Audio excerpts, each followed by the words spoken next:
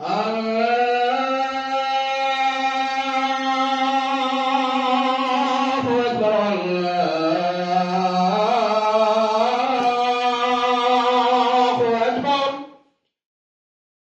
your eyes for 5 seconds. Try and picture a mosque in your head. What do you see? I bet you imagined a structure with round domes and tall minarets. When we think about mosques, we automatically think about the classical Arab structure. But what if I tell you that in a particular country, the architecture of mosques is being deliberately changed and is starting to look quite contrary to what we would expect? Do you want to know what country that is? China. There are currently 28,127,500 Muslims living in China, making up 1.73% of the total population. In 2017, there were believed to be approximately 39,000 mosques in China. This figure has gone down to 30,000 in the last couple of years. The new figure has been reported by foreign journalists and residents on social media. No official statistics have been made available recently. Xinjiang, the most densely Muslim populated area, had the greatest number of mosques, with the number approximately 24,000. Now this figure stands at less than 15,000. The Gansu province has 4,606 mosques, according to a website promoting tourism in China. But it is believed that now only 2,800 remains. The 2017 figure of the Ningxiahui region was 4,203, but Chinese residents on Quora, the social question and answer website, have estimated that the new number is only 2,580. Why is China not releasing official statistics? Is the Chinese government hiding something? In this video, we'll be talking about how recent political campaigns have demolished many mosques and why the architecture of the remaining ones is being changed from classical Arab to traditional Chinese. Islam filtered into China due to the incoming of Arabic traders. They settled into certain parts of China, and this is where the first mosques were built. 4 of the oldest mosques are Huaisheng Mosque in Guangzhou, Pingjing Mosque in Quanzhou, Zhenjia Mosque in Hanzhou, and Libai Mosque in Yangzhou. These mosques were built according to the classical Arab architect, with tall minarets, domes, a central courtyard, a mimbar, and a mihrab. But as time passed, glimpses of traditional Chinese architecture started appearing in the structures. This happened predominantly during the Ming and Qing dynasties. Mosques built during this period were a combination of the two styles. Famous mosques of this time include Niuji Mosque in Beijing, Songjian Mosque in Shanghai, the Great Mosque in Xi'an. This mosque was believed to be built in 742, but underwent numerous renovations during the Ming and Qing dynasties. This slow process of gradual changes seemed insignificant at first, but soon after, the damage started to get more aggressive and blatant. The domes and minarets were completely stripped away. Journalists have reported that controls have been implemented even inside the mosques. Congregants must put their names down in a register when they enter a mosque.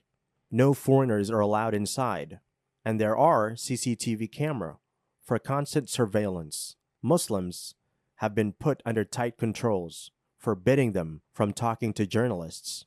What's going on? In recent times, China has been aggressively pursuing a policy of cultural control. To achieve that aim, they have been slowly wiping out evidence of foreign religious influences.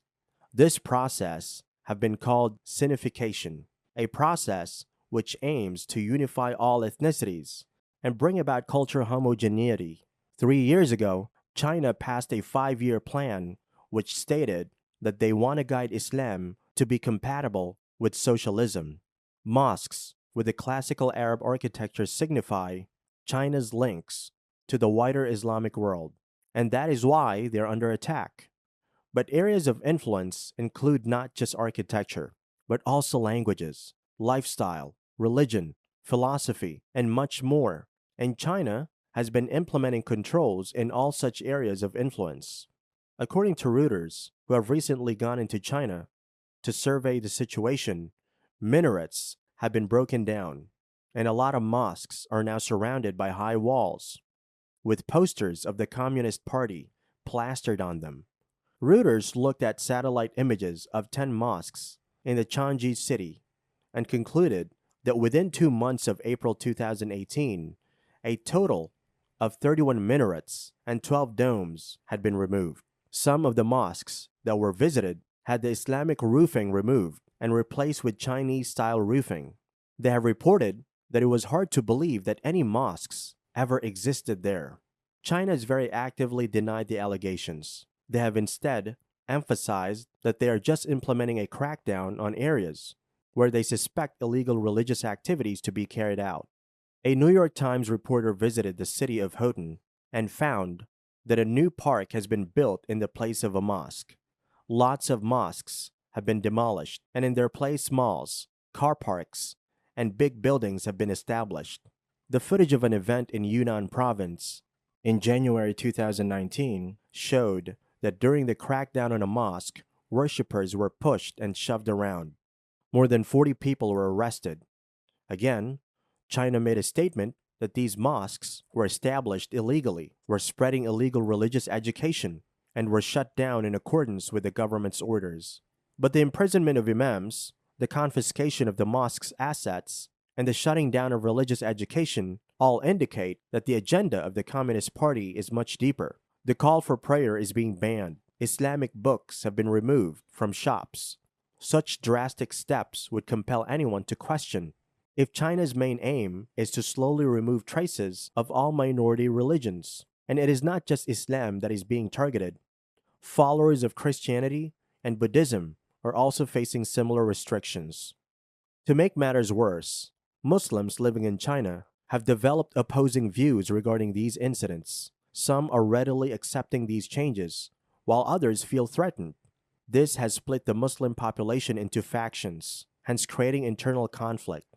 The divide and conquer tactic is a centuries-old tactic, and indeed a very successful one.